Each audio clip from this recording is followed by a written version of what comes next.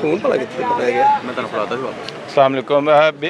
अभी हम कैंट कचहरी से हाई कोर्ट जा रहे हैं क्योंकि इत्तला मिली है कि हाई कोर्ट ने नोटिस ले लिया है।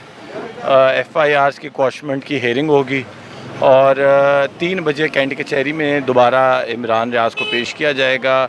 अली इशफाक उनके जो वकील हैं उनके मुताबिक भी, और जो मीडिया से भी इत्तला मिली है, तो 1 बजे इंशाल्लाह अली बाक़ी नचवी साहब की कोर्ट में समाअत शुरू होनी है, तो हम अब उधर जाएंगे और उम्मीद है कि आज मुकदमात ही खारिज कर दिए जाते तो फिर यहाँ पे किस तरह पेश फिर इंशाल्लाह इधर नहीं पेश होंगे, फिर फूलों के हार पहनाएंगे। इमरान रियाज एक कौमी हीरो है, एक वो जर्नलिस्ट है जिसकी तारीख हिस्ट्री की बुक्स में हर चैप्टर में उसका नाम लिखा जाएगा कि एक सहाफ़ी था जो शेर की तरह जो डट गया, टीपू सुल्तान की तरह डट गया, जो शेरशाह सूरी की तरह डट गया, जो हजूर सल्लल्लाहु अलैहि वसल्लम ने जो हमें ला इलाहा इल्लल्लाह का मतलब बताया वो उसके दिल में बैठ गया।